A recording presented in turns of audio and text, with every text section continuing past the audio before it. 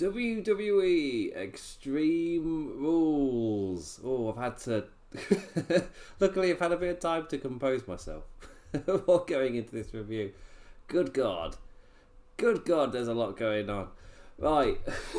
So, hello and welcome to Wrestling Headlines Aftershock for WWE Extreme Rules. My name is Matt Maher, aka Imp, live immediately after the show has gone off the air. Extreme Rules, where all but one match certainly were matches. Not necessarily extreme. But boy, am I glad to be a British person watching this on the WWE network, not on Peacock, because I'm English. It's like, how was y'all's multilingual voyage over the course of tonight? I saw everyone on Twitter. It's all the Americans. It's like the pre-shows had Spanish over the top of it, and then they get up to the live show. Like, oh, don't worry, we fixed it. We got to the live show, and then I went back to Twitter. I was like, it's French now. Just insane. That said, that was like my funny. I thought that would be the funniest thing that I found from the show. Is that the pre-show, the commentary was in Spanish, and on the main show, it was French on there as well. The massive issues with Peacock again, and I was sitting here all happy with WWE Network. It's still continuing to be great service. So, side cancel. Hello, side cancel. Yes, we are going to start talking about what's just happened in the main event. So genuinely, I was putting it out on Twitter. Genuinely had me a bit teary-eyed because I was just laughing at the so many questions I had. I was like, I have it in my notes. I was just like, I've got so many questions and things I just want to look back on. So much happened in such a short span of time, and there's like, I mean, again, there's the whole way the rest of the match was building was really, really good. I was generally really enjoying the match. This was a theme throughout tonight, actually, where there were a few really good matches with crappy finishes, which, again, speaks to the level of amazing wrestling and wrestlers there are on that roster and the level they can go at. But then when the creative kicks in, the creative is rubbish. It happened across this show. Not every single match, but at least 3 or 4 of the 6. I'd say it's that heavy in the majority. The finishes were just a bit naff. But yeah, then we got to this. Whatever this easily capped them all. Because it was easily, for me, the best match. Everything across the board, this was an amazing match. Then the ending. So let's bloody get to the ending. So, the love it or... as soon as I saw this, I was like, this will either be love it or hate it. But I wrote that before the rope break. And I don't mean that in the conventional sense. So... After a fantastic spot with Finn on top, the Usos then came out to break a possible win for the Demon Balor, and they beat up Balor. Balor fights back, power bombs one of them through the announce table. He's probably fighting back, screaming. Reigns spears in through the barricade. Amazing spot because we had that hype of someone's gone for the announce table, and he's shouting in joy, and then somebody else just charges, spears in through the barricade. Awesome spot. Everybody's down. Then, the Demon's music starts to play, starting with the pulse that plays at the start of the music, so the boom, boom, boom, boom, so the heartbeat, and with every beat, Finn is on the ground, and for every single time he kind of spasms a little bit, and he kind of like spasms back to life, and the lights stay red, stay down. My assumption... my assumption now is that it was purposefully kind of making it a bit more difficult to see. Taking what they'd learned from the Bray Wyatt stuff, where people in attendance were complaining they couldn't quite see right. It's like, well, if we purposefully don't want them to be able to see perfectly. It's like, yeah, but so the red lights come down. His music continues to play for the entire of this ending sequence. I guess until Finn crashes, which is just hilarious. So the lights are down, his music continues to play. Yes, it goes to the main riff of the song as well. It's not just the demon heartbeat that keeps on playing, or the kind of the ambiance of the theme, like the like the low tone that plays as well. Like, no, the actual, they just played the song with the red lights down. There's a smoke machine that went off during the match, but it never went fully on. It gives us like throughout the match, every now and then just a cloud of smoke would emerge from the top right corner of the ring. But yeah, so there's like, I just assumed it was for part of the entrance, and it was because it happened with the Undertaker quite often with his smoke machines, where the arena would just be full of smoke afterwards. And I was just like, oh, maybe it's like something a bit like that, where the smoke from the machine is just not finished from his entrance. No, this was a separate smoke thing because they had smoke coming out for this bit. So all of that is happening. Also, one little note before I get into the bollocks. Brilliant sell from Reigns as he sells a running drop kick with a back drop through a table. He took the drop kick and he jumped up, falls backwards through the table. It's like, amazing sell. Really applauded that. But Finn then climbs up on the top rope, rolls him back in. He's got all the momentum. The lights are all still down on red. The cloud is fogging everywhere. It's making it a little bit difficult to see. And Finn goes on the top rope. He's going to do the coup de grace. He's seemingly, right, I'm just going to balance. Again, my assumption, there was so much cloud in the air, I just assumed, okay, he's just going to set himself for the coup de grace. And in this situation, I'm like, well, surely Reigns doesn't kick out of this. With the Demon, with Balor, he's never done anything like this. It's completely new. So, as in terms of like the psyche of Balor, kicking into the Demon is one thing, and maybe this is like the ultimate form, I guess. Who knows what this is a on the fly idea. It's WWE. This hasn't been thought through. Again, with WWE, put your brain to the side. Stop thinking about it. Just, oh, what a moment. What a moment. So he's on the top rope and he's going to go for the coup de grace.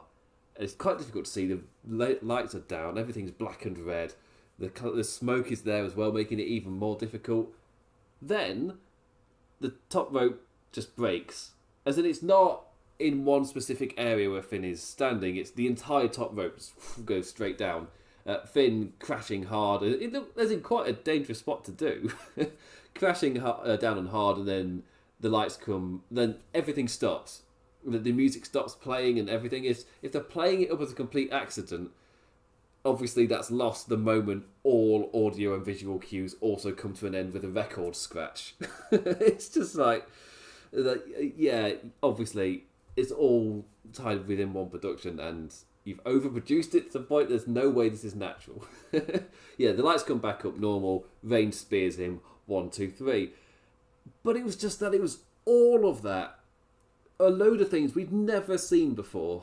All clicking in all at once. It's just like, right, okay. Immediately, if there's any precedent set for any one of those things that we just saw, then maybe I've got something to ground myself with and not just float away in laughter, which I kind of did. As I was just thinking about it more and more, I was just like, what is this? Again, we've never seen Demon Balor show any sign of this. It's never done it. Never. For example, you can if you knew you were going to do this, which I highly expect, none of this was thought about before today. It's again because there's no sign of foreshadowing, and this kind of leap, given that he never actually did a leap, but for everything there was nothing set up. As in, there was no spot earlier in the show of top rope thing might be a bit dangerous type of thing. No foreshadowing, which for me, if you're doing a spot this wild, you can foreshadow it very subtly. You can foreshadow it, but you don't have to be your blatantly like somebody just feels just tell them to do a double take or as subtle as that. Just a double take when they're on top rope because someone doesn't feel 100% right. Something as simple as that, just to put it in your head of people top rope not 100% comfortable. It doesn't. It will work. I'm thinking about it too much. Turn your brain off, Matt. What a moment.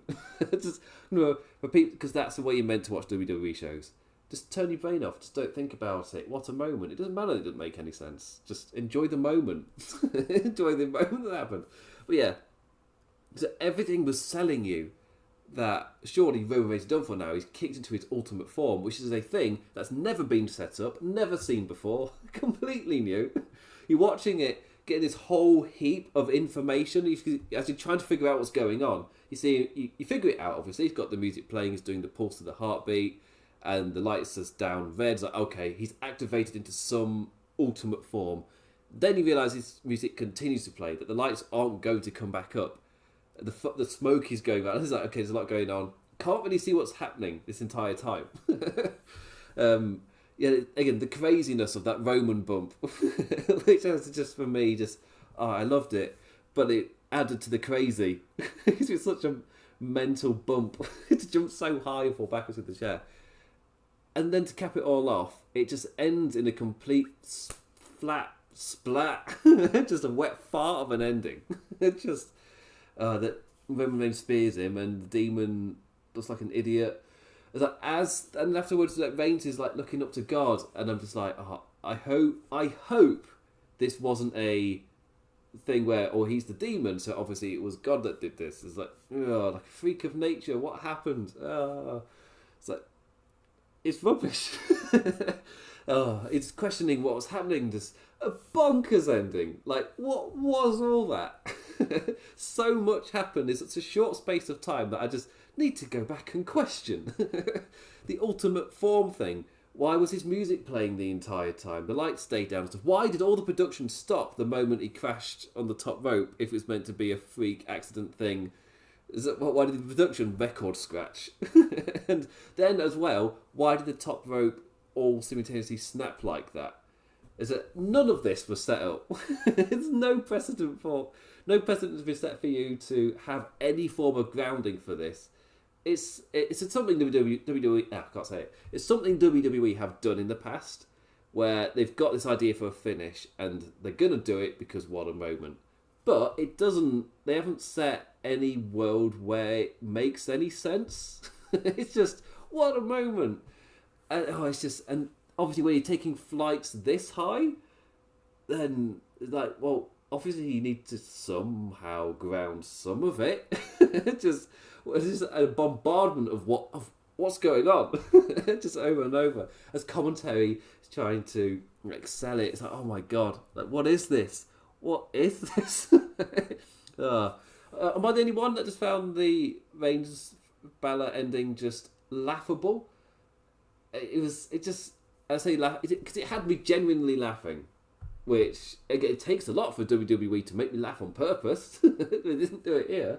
It wasn't meant to be. I wasn't meant to be laughing at it, but it was just so many things. That was just an incredible level of bonkers. It's just at least ground or set up some of it.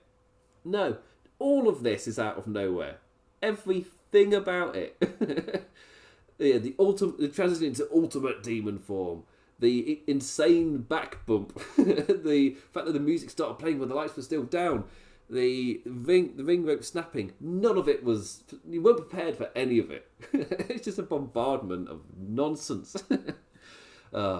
It's an ending to a pay-per-view I will genuinely remember for a while. Well done, WWE. You created a moment that I will remember. But I'm not remembering it for good reasons. It's just mental. Anyway, yeah, that was the main event. A genuinely really strong match. And I've got a load of notes written for the rest of the match. But I can say the rest of it was really good.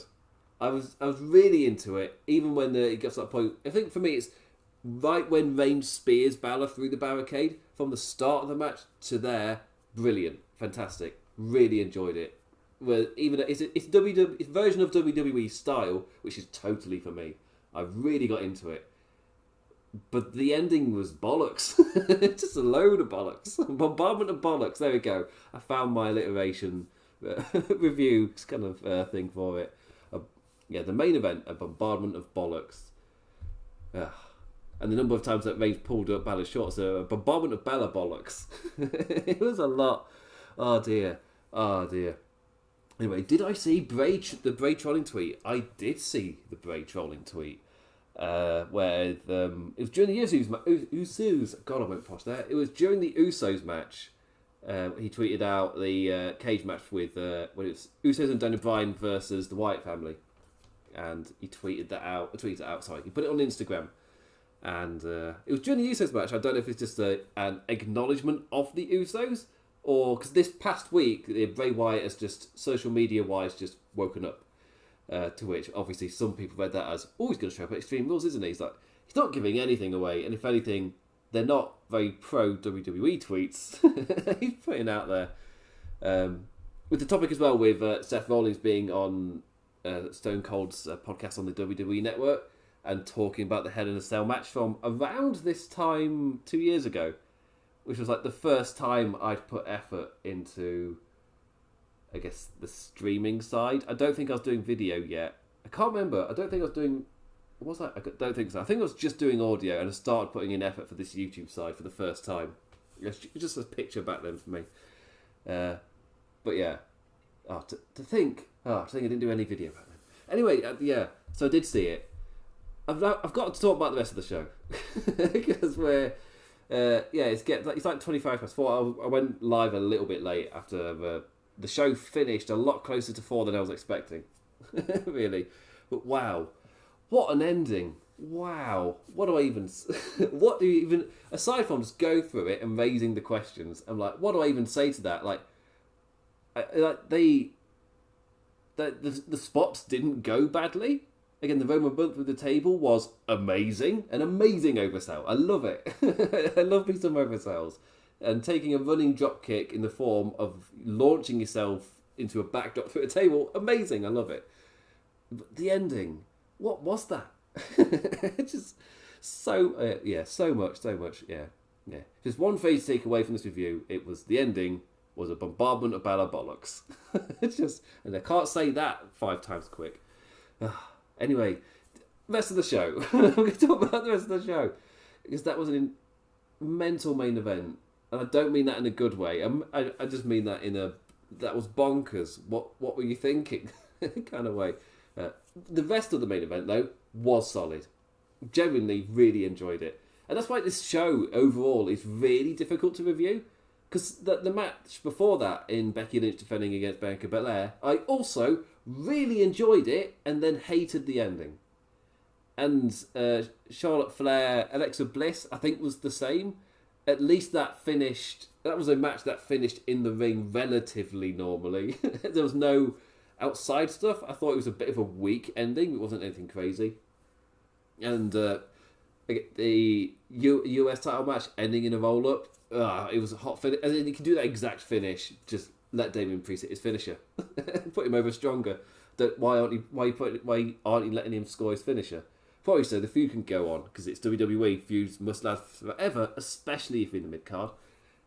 And the Usos was just a really strong... Actually, the first 2 matches were just strong tag matches. The singles matches after that, there was always something with the finishers. I've got a complaint with all of the finishers. It just got more bonkers as the night went on. I liked the finishers less and less with every progressive match, and I enjoyed the bulk of the match more and more. This makes this show really difficult to review. There certainly were moments, and that's kind of like in terms of the WWE continuously rolling machine, or operating machine, that's their key thing they're going for. They want to generate those moments. They did it. So, congrats. You've got your moments. You've got Sasha Banks returning. You've got whatever that ending was. It's a moment that everybody will be talking about, and they've got us... Well done, you got your engagement, but... We're laughing at you again. WWE again. I swear this is like a regular October/September occurrence where something happens in September. I don't know what it is. Something gets in the WWE waters, and the booking just becomes just out there and weird. I don't know what it is. Anyway, rest of the show. I feel like I need to give it some form of overall review, but that's why it's quite difficult. I enjoyed the bulk of the matches on this show. I disliked most of the endings. I guess that'll do for my review. What star do I give that? I don't know, 3? Do I give it a 3 when I really enjoyed the matches but hated most of the finishes, like majority of them? It's a weird one. It's a really weird one. Anyway, so I'm going to go through the card in order now from Bobby Lee Lashley's the 6-man tag all the way down to the Women's Smackdown Championship match. So, Bobby Lee Lashley's AJ Styles and Omos versus the New Day with their WWE Champion Big E. A last-minute 6-man fun, and I've just realised as well, I have actually got... Oh, of course, this match wasn't added, just remembered. I was like, I've got images I can flip between. Just remembered, this match was added so last minute, I don't have the graphic for it. So there is that. Anyway, so, last minute, 6-man fun, added to the kickoff. It feels odd that I'm typing that about the Raw main event scene. Like, the 6-man tags are a kind of match that are normally a blast of fun in WWE, and this was no different. Chaos escalating as they build to Big E versus Lashley.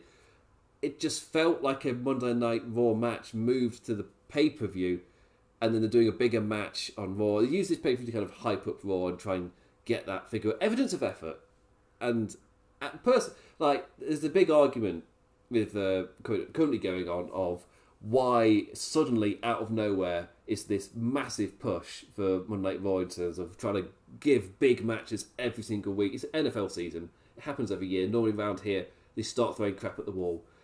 This year, they've really, like every year, the idea is to put on a really big match and to sell you that. And that could be like the big hook for every show. However, I personally don't care why the effort is suddenly being put in. And you can have your different views why. Or if it's cynical or not. It's not cynical. But whatever your views are for why this is happening, where there's a sudden reason for evidence of effort. But after the kind of Raw that I have been reviewing for wrestling headlines, honestly, why would I care that... Why would I complain that that effort has slowly been put in? Like, seriously, compared to what we were getting, like, this is always the preferred way. And like, I don't care why the effort's being put in. The effort is being put in. The shows are watchable. the big matches they are hyping are genuinely, the past couple of weeks, they've been really strong. They've been great. So why would I complain about the shows suddenly getting better? So yeah, whatever the reason is, cool, it's happening. I don't really care why. The shows are good. So that's, yeah. Anyway, so this was... It was hyping up the Raw main event. And I would say, it is weird, because in the Attitude Era, like WWE's peak, they would do stuff like this, where you'd get a big heated feud would happen backstage, and then you'd get it added to the pay-per-view card. But not main event stuff. That's where this is why this feels a bit more different, a bit weird. I feel like I can, a little bit. Is that you could have set this up on Raw, but things just aren't thought ahead. There's so much booking in the moment that there is no foreshadowing for so much of WWE right now. And even the main ongoing feuds, they're still booked week to week, if not, as in they have they know what they're aiming for at the end of the month, but they haven't made any like strong booking decisions in terms of like what's next and all of that. Like I genuinely it's trying to find a way to say it at 1:30 in the morning. I genuinely just don't understand why you just can't decide on something and then foreshadow it and just let us you can already start building to the next thing, so it feels like a really natural progression compared to the way they actually do it, where it's even though they have like an end goal, it's still week by week to get there. They don't know the beats before they've happened, and once we get to that location, they don't know what the next thing is either. And it shows. It shows. Hence why suddenly your main event scene like Raw gets the treatment the lower mid-card did in the Attitude Era. It's just a comparison I feel like it's kind of worth making. Even though this opener was great. I really enjoyed it. It genuinely really did. Given 20 minutes to properly simmer and boil over. Highlights to the AJ and Big E section as well. Teasing me for a tasty, tasty title feud down the line. And the phenomenal one costing dissension as he tags himself into Forearm E in the running heel momentum towards the end of the match.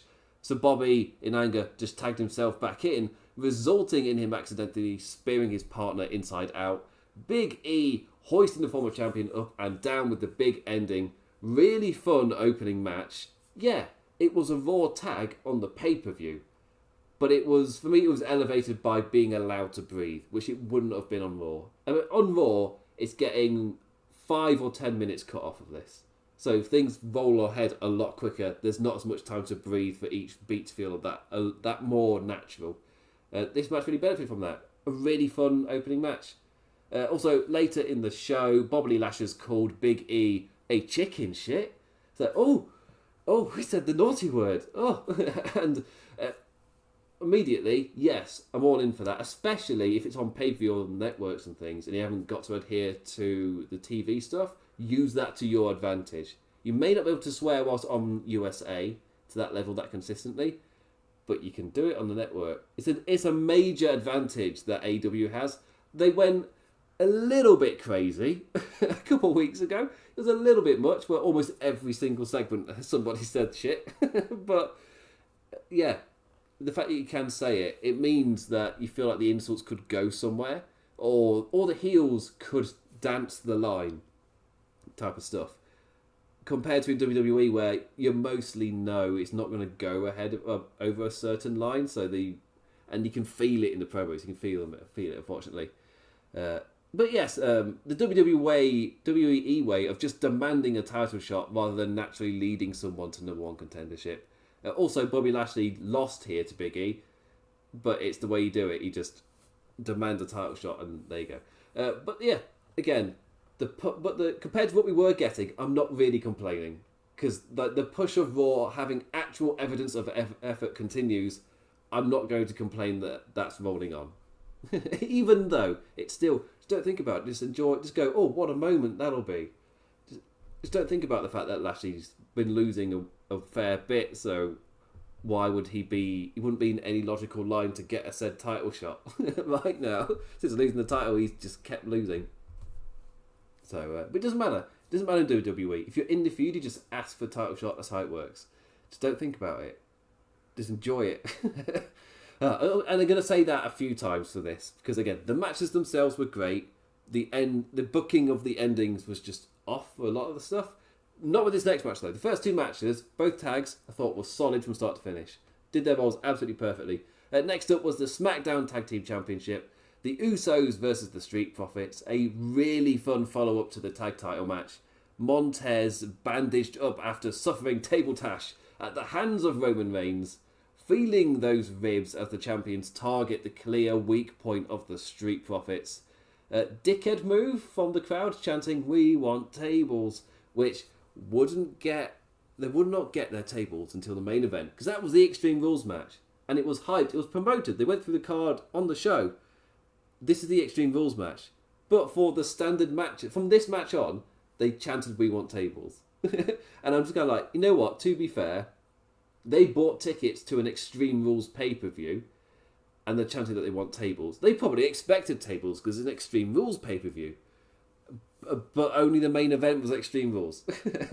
So maybe they told their friends, "Oh, there'd be loads of stuff. Yeah, there'd be loads of table spots at Extreme Rules. Yeah. But nah, just the one match was, and he started chanting it at matches that weren't Extreme Rules matches. So the wrestlers can't improvise or do anything to, oh, why not just do a table spot just to appease them? Like, can't even do that, because it's a standard match all the way through to the main event. Anyway, poor performance. The matches were solid anyway. Knees up on the incredible forward frog splash, damaging those ribs even further. A second top rope jump off was cut as Ford landed on the turnbuckle into a false fall that 100% had me. Crazy Montez also swinging the tide with a damn impressive dive. I've only just remembered I can switch my image. Oh, look at that fancy. Look at that fancy guy. So fancy. But yeah. Crazy Montez also swinging the tide with a damn impressive dive over the turnbuckle onto all of the lads on the outside. So many near falls for the man. The ribs too hurt to follow up on the frog splash. The roll-up's never close enough to secure it. And you could see Ford degrading as it went on. The Usos getting back in. In the end, the Usos broke down the injured man, super kicking and double splashing to retention. A solid match with a solid flow of momentum, and in the end, the rib damage that Reigns caused on SmackDown was enough to end the match. It's like, oh, there's something more to this match. There's something set up to it. Like, oh, yeah, great, yeah, good stuff. Yeah, a strong match this, and it flowed off of SmackDown really well. It's a little thing of, when you know you're going to do something, you can set it up, even if it's the week of the pay-per-view you decide to do it, because that's not really longer term knowing where you're going with something. But they had the foresight to have Ford main event against Roman Reigns, to have Reigns cause the injury, and for that to be the reason that they lost the match, because they had a fantastic flow of momentum, but because of those ribs, he just could not capitalise. So yeah, a really strong tag match. Really enjoyed it. But yeah, the first two matches were great, and I have zero qualms with the actual matches themselves. The even fewer with the Usos Street Profits. It was just solid. Everything about it. Like, no complaints with it. Really, really good stuff. And then we get to the rest of the show. So the next three matches were, for me, I enjoyed the bulk of the matches for all of them and disliked every finish. I would say the US title is probably the one I have the least gripes with, but both the women's matches had just a thing happen at the end. This Raw match was nowhere near as bad as the SmackDown one. But so anyway, so we got the Raw Women's Championship, Charlotte Flair versus Alexa Bliss, as I say her name, Alexa. First off, giant AR Lily. What is this? Man, the AR entrances, I really felt it on this show. Those AR entrance graphics continue to look like shite. They've not looked good since day one. Personally, for me, the best usage of them has been when they show the cards. So for the next matchup, so it's like a AR graphic card of sorts. But the best they've done, personally, for me, was at SummerSlam, where they AR graphics Titantrons or little additions to the kind of Titantron over the ring, or the Titantron over the entrance ramp, because there was no Titantron there, given that it was a baseball field. It's like, yeah, they, for me, were great. Way more natural integrations. The big graphics over the people making their entrance, like the Usos one, was awful, where it's got the rings there, and they're there across the ramp, and then they kind of walk forward. The thing for me as well is they won't look as bad if you turn them off at the right time. And they never did. Because the issue is the way they're presented in a certain way to get the correct angles to look in a certain manner from a certain angle to give a certain perspective. Especially the rings for the Usos where they're looking down the ramp. It's got the rings going down the ramp, and it's all part of their logo. And you realise like it's kind of like 3-dimensional or 4D with all the rings there. But then the Usos come out and the camera pans back, but the image will stay there. It will stay with the camera. So suddenly you lose. Because the camera is angled at a specific place to get that right perspective for the AR. Once you move that camera, everything is off. It happened with Lily, it happened with the Usos one. The Roman Reigns one is just like a normal pan that they do, so it's not that big a deal. But when it's got the lines there as well, when he walks out, the lines will look rubbish. It's the case. It happened for so many AR entrances throughout this show. They just left the graphics on when they should have done a camera cut. They do so many camera cuts. Why not do it here? The Usos, when they start walking down the ramp, you do a camera cut. You turn that off. Because when they start walking down, that AR is going to stay on the screen, and now the camera's like further down the ramp. It's pointed at a different angle. The perspective of the AR no longer matches the perspective of the camera. So it's all off. It's like you just got a load of shit just in front, just splashed all over your screen, covering up what I'm trying to see. It's no longer naturally there. It's like you just painted crap all over my screen. I was trying to watch something. And it happened too many times. So, but the point was for Lily as well. They had Giant Lily, where they slowly panned up to Giant Lily. He's like, oh, that was freaky enough, but it was all kind of orchestrated. Then they had Lily kind of floating above the crowd, and when Alexa was kind of standing on the entranceway, that again looked relatively fine perspective-wise. But then Alexa walked down the ramp. I think they even cut and came back to the same camera, and Lily was still floating there. But because Alexa had walked down the ramp, that meant that Lily was still in the same place on the camera, but now no longer like it looked like a weird sticker because it's on front of the screen as well. That's when Alexa walks past. She walks behind the thing, which AR perspective wise was telling me it was behind, but now we know the entire time it was in front of because Alexa walked behind it. Even though perspective was telling us it was meant to be up in the crowd or above the crowd or whatever. Yeah, just do a camera cut and turn the AR off when you get to a certain point where the perspective will look wrong. You don't have to keep it on. I think, because again, I'm not American, so I don't watch the NFL, but I have seen things like the Jaguars, or it was one of the places that has a 4-legged animal, and they had it might be in the Panthers, where they had it kind of jumping about the place, and it was all augmented reality. We don't do that. It's currently in the bucket of incredibly unnecessary. It doesn't add anything to the match. So I don't know I'm assuming it's come from that kind of world where they see it elsewhere and go, oh, we need to do that as well. That's what the cool places are doing.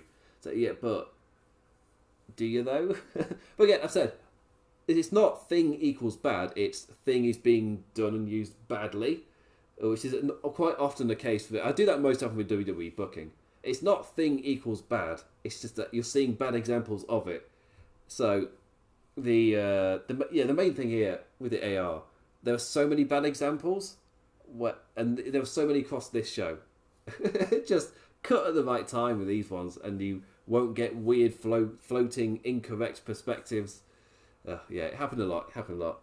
Anyway, the match. There was a match here. The match itself. A quick pace as Alexa shows Charlotte she can still go like a champion. A few nice spots too, like Flair hitting Andrade double moonsault spot. Bliss with a noise counter to the natural selection by just rolling through. The Code Red also looking amazing. Like, these two were damn on point in this match. Charlotte grabbing the doll to throw it at Bliss in the end in a disguise of a big boot. And that was enough to swing into the ending, immediately following up with the natural selection. Bit of a bollocks finish to a really strong match. Again, opening sequence was really quick. You got Alexa showing what she brings to the table. And then they started hitting those bigger spots, and just they were all absolutely nailed. As in, you could tell just everything was on point with them. They were gelling together really, really well. But then it was just after the match, Charlotte ripping apart the doll to a crowd of boos, ripping the arm off, ripping it in half. And that spills into a brawl as Alexa jumps the lass and our table-thirsty crowd chanted for those ruddy tables again. They did it again. They see a beatdown and Extreme Rules. They want a table spot. Alexa pulling her own hair out, or just kind of pulling on it, crying at the ripped-up doll as the crowd chanted, "Thank you, Lily." This went on for about 4 minutes. The tablet and the court part, and I did notice it whilst it's live, but I got my vindication thanks to Sean Ross Sapp tweeting out the picture where Alexa was doing her scream. You saw the tablet in her mouth where she was meant to be foaming. So the tablet meant to dissolve, create kind of a foaming kind of feel, and it just didn't dissolve. So the tablet was still there. But she's kind of screaming, she's going on for ages. It's like, this whole bit is dragging for a very long time. This whole Alexa screaming thing. And, like, I'm like, oh my god, Alexa is so much more talented than this crap. And I kind of just looked at the time and was like, has this been going on for like 4 minutes? That's mental. And I don't mean the aftermatch, I mean just the Alexa bit, where she starts screaming at Lily being gone, and then walks up the ramp and is kneeling on the ramp. The tablet just isn't dissolving, so she tries to foam herself, or is foamed a little bit, so it's more like a weird drool effect with little bubbles, but it's meant to be like properly foaming. It wasn't a good spot even with the foam. I was going to say, the foam doesn't save this. Maybe the segment is slightly shorter, as I feel like, right, we've got the foam bit, we can cut now. But the tablet just didn't work for whatever reason. Which obviously, production-wise sucks, but doesn't make it a thing that would save the idea. Oh, and Bliss was in her hometown, so of course she wasn't winning. Of course not. It's a WWE thing. Babyfaces do not win in their hometown. It just doesn't happen. And it's just every single time, gotta get that heat, brother. But it's never used to then set up. It's something I don't quite understand, because I'm assuming the idea is that when you then go back to that hometown, you'd want the babyface to get the win. But the hometown is going to be so long since then that you've moved on storyline-wise that there's going to be no repercussion. There's going to be no answer. It's like, oh, the last time in my hometown you did this to me and now I'm going to get my revenge. That doesn't happen. So you're not even building or setting up to anything. You're just getting those boos. As in if you do defeat them in the hometown thing, it's so that they can then get their comeuppance in the hometown. But that in the hometown bit will never happen. It just keep losing the hometown. Anyway, this show should have been called Extreme Enforcement of the Rules, which it was. Across the board, none of these finishers made me question what the rules are. So I can't, in terms of to give this show a number out of 5 or something, I can't give it too low because it wasn't that bad. But there have been shows like that where I'm just questioning the rules of their own universe because they have broken them. And quite often around draft time, and when WWE's in a state like they are, where they are in major hot-shotting mode, which brings exciting television. So it's 100% better than what we had been getting. So it brings exciting television, the hotshot mode. But they, for me, are very clearly making on-the-cuff decisions without thinking too far ahead. The last time this happened, in 2019, where they did quite a lot of very short-term thinking, and they had the draft happening in this period of hot-shotting and throwing stuff at the wall, seeing what would stick. In 2019, they had the draft. But because they didn't have any long-term ideas, as in this draft wasn't done with, this person goes here because we're going to be doing this and that, they generally didn't know what they were going to be doing because they were just booking week to week, just like they are now. And that's where I've got my little fear in terms of the draft. The things being built to, for me, the big one is Roman Reigns, Seth Rollins. They keep subtly building to that. That can be your either big WrestleMania match or you can even hold it to around the start of that season. It's a big feud. They've been holding it off really well and also building to it really well. I don't know what it is on Raw. It's just stuff happening, I guess. Maybe the Big E versus someone. I don't know, Goldberg. It's not been built up at all. Anyway, my point being, the rules were enforced. Nothing on the death of Daryl in New Japan. Yes, because that was actually just a guy enjoying his toy cat. And his toy cat got really over with the crowd. It's bloody expensive. Buy online. And then Farley, because hero moves on commentary for every G1 match, or for a lot of them. And then Bad Luck Farley just came out and ripped up the Daryl. So, that was great. That was great. Daryl isn't actually, sentient. He's not actually sentient, which is the difference with Lily. Lily, we have been shown to be alive and sentient to some capacity, which makes this ending weird. So the doll gets ripped up. The crowd are chanting, "Thank you, Lily." It feels like it's a weird semi-ironic thing. You get this quite often with WWE crowds, where it's quite difficult to tell if they're generally into something, or if this is a kind of twist on a chant we do. Because that's one of my big peeves with WWE crowds right now is thing happens. That means we chant this specific chant. You very rarely, and I don't think it happened on this show, you very rarely get chants for the wrestlers themselves. You probably do at home shows where it's on tour and stuff, where the focus will be a lot more on the match itself rather than storyline stuff. But on pay-per-views and TV, especially on this pay-per-view, stipulations, tables were more over than the wrestlers themselves. Still, when the wrestlers the characters themselves. I switched that round. Because when the wrestling was happening, whether they were getting reactions, they were putting on great matches, there were genuine chants of "this is awesome." There were also, on the beat chants of "this is awesome," as it's that didn't feel earned. It just felt like this is a break in the action after a nice bit. So the chant happens. But, the last two matches, the "this is awesome" chant was genuinely earned.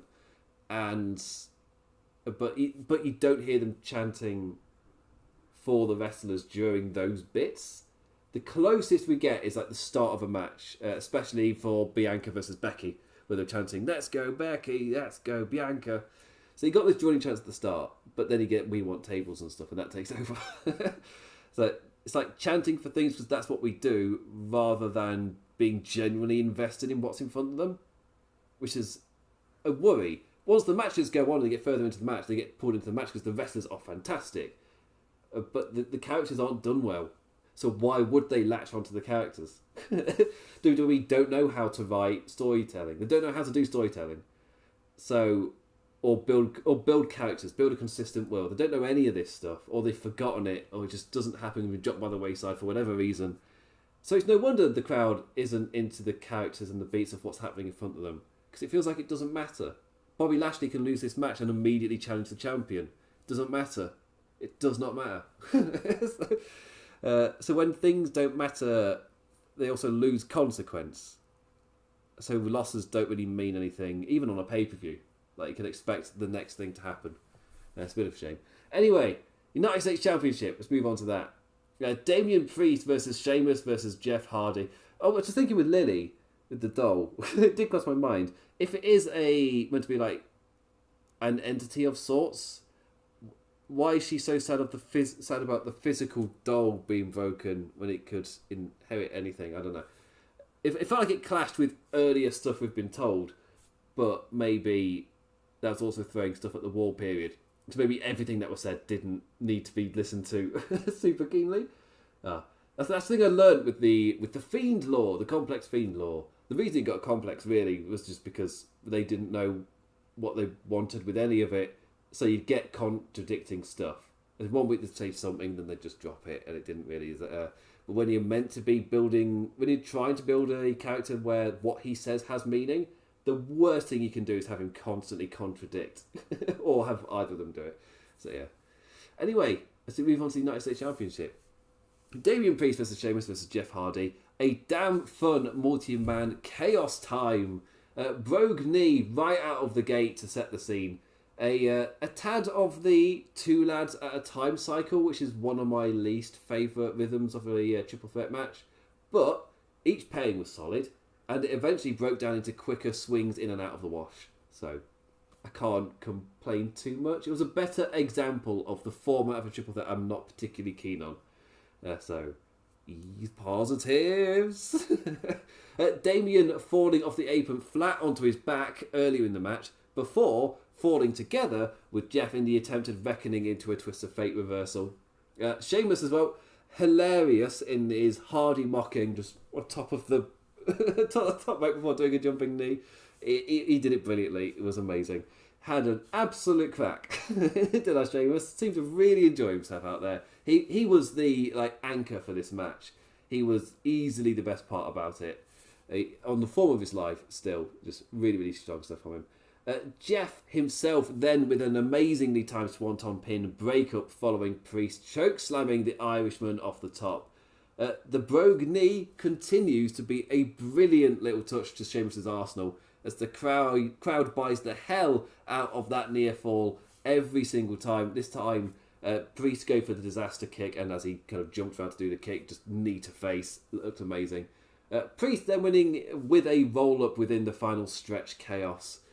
And my only gripe for this match is that it finished in a roll-up where I don't quite know why you're not having Priest just win by hitting the reckoning. As in, do everything exactly the same, but instead of a roll-up, he grabs from behind and hits the reckoning.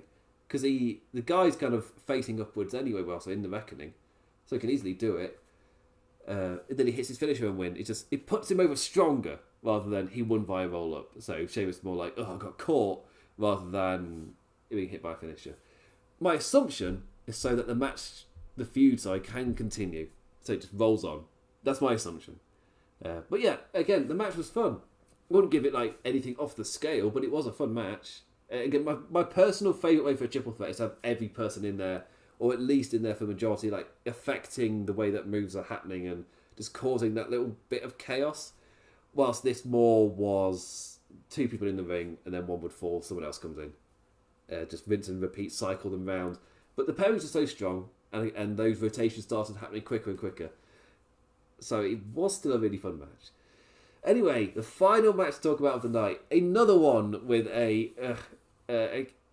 ending I didn't like. But it sets up something that I really like.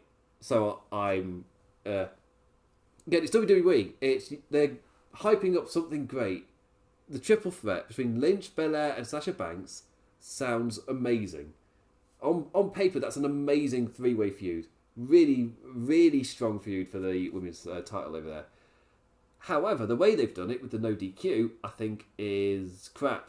it's the WWE thing where they've created a moment, the moment of Sasha Banks returning and attacking that. That's all that's meant to happen. However, if you're going to do that, don't get us invested with an over 20-minute match. If you want to give us some form of match, you can still do stuff, but to say that you've built up really well to an amazing final spot, then you do it, it's you've got us invested at that point. That's not us booing Sasha for breaking up an amazing match and kind of not giving us that ending that we felt like we wanted. when we don't get angry at Sasha Banks for that, we just get disheartened with the company. You had us invested for such a long period of time, and just, well, what's going to happen in this finish? Are they going to have Becky kind of... You don't know what's going to happen, essentially. But then you just don't get an answer. And in the triple threat, somebody's going to take the pin. It might be Sasha just getting pinned by Becky so that they don't have to have Bianca be pinned.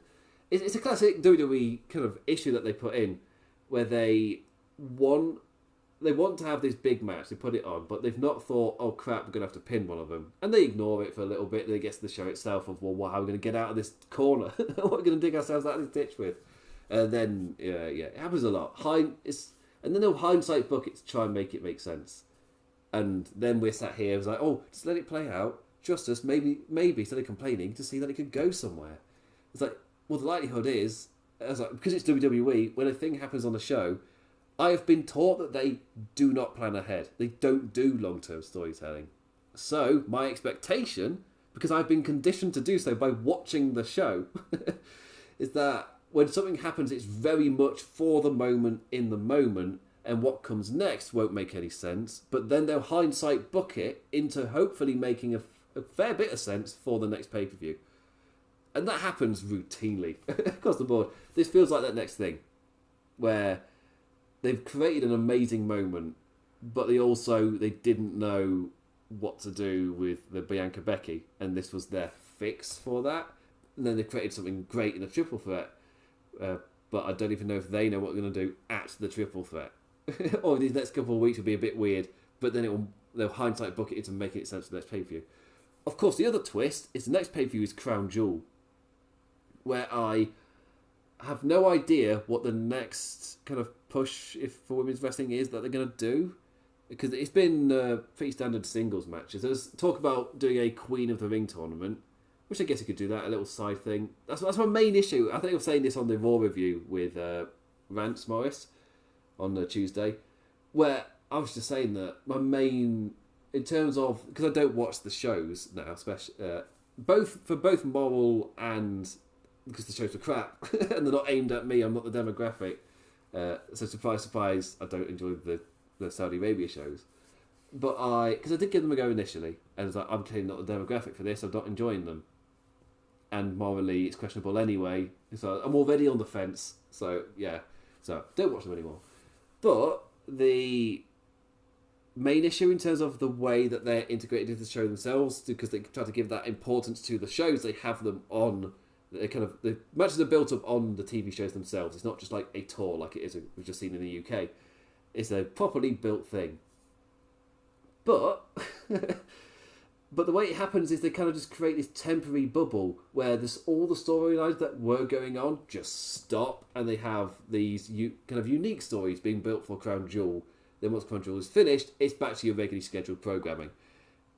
A tournament works so much better for this because it automatically creates that bubble without it seeming unnatural. So doing a Queen of the Ring tournament, yeah, it's great.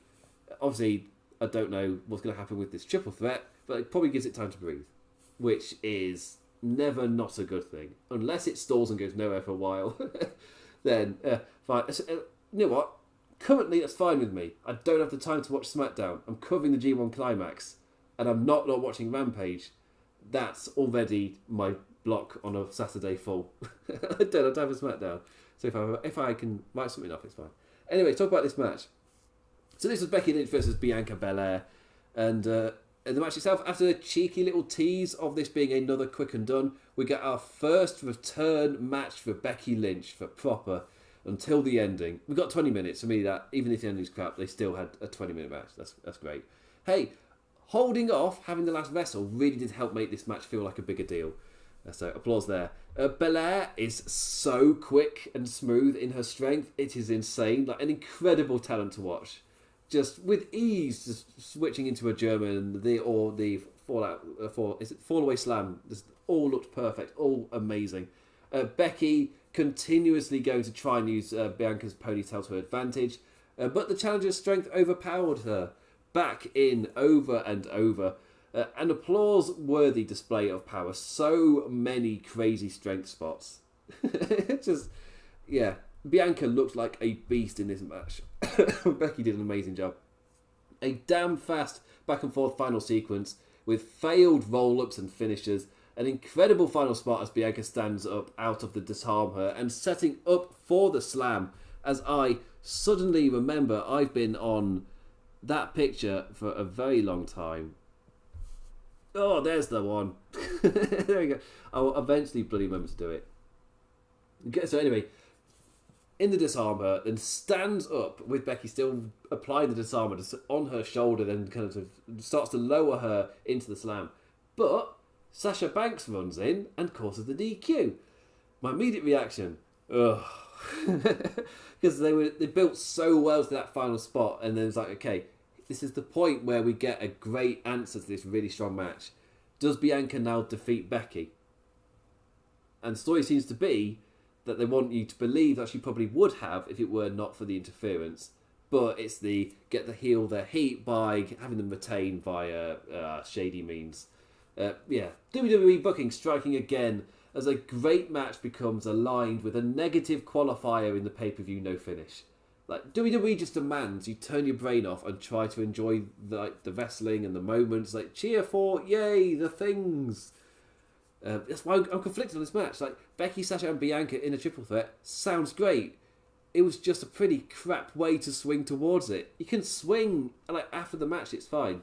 But to make the feud continue, you have to not give us the winner. You need to hold that off. As in, we as fans want to see what it would have been like what would actually happen. For me, the only problem is they did this finish with a just over 20-minute match. The level of invested you become when a match reaches that length of time, you don't do this finish.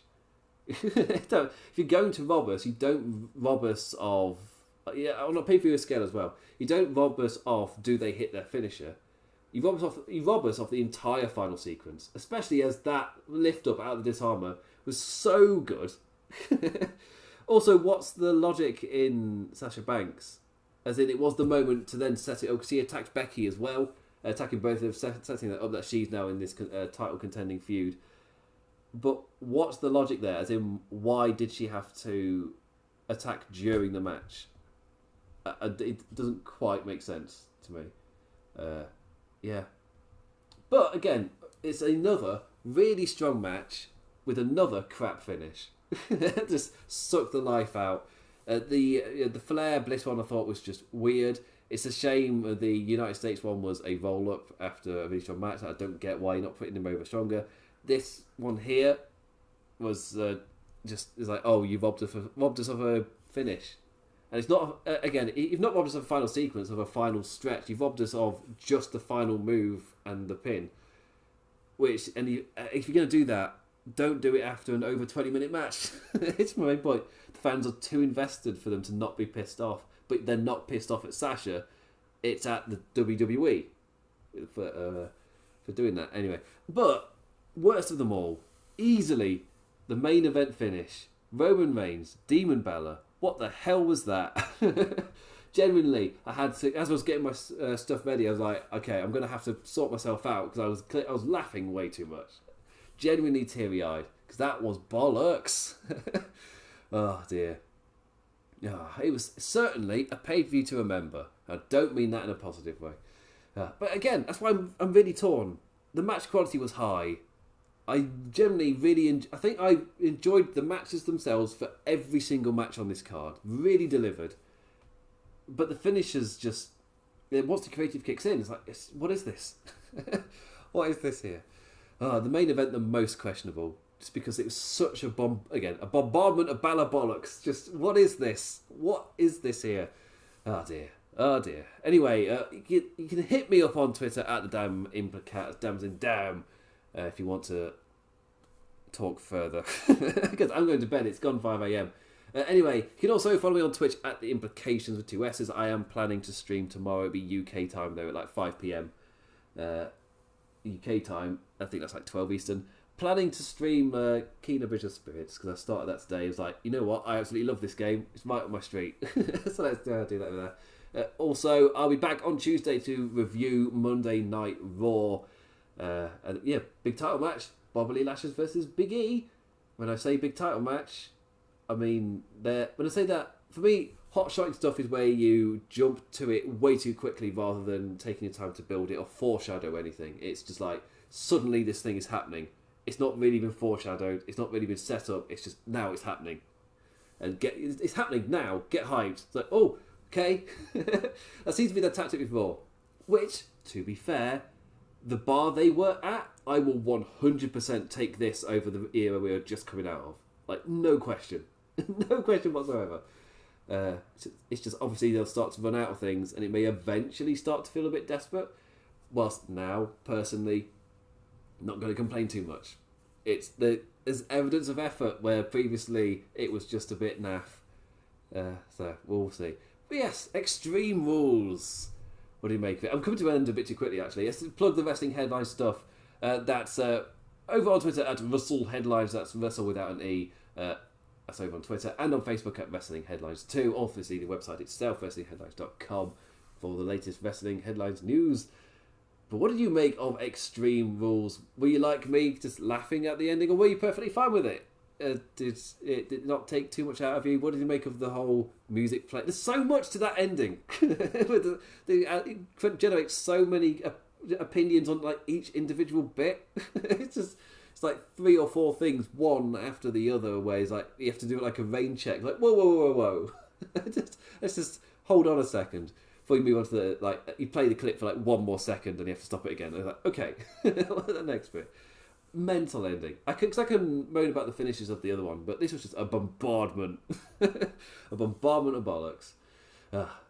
Again, that's my quote. That's my quote end review from Extreme Rules. A bombardment of bollocks.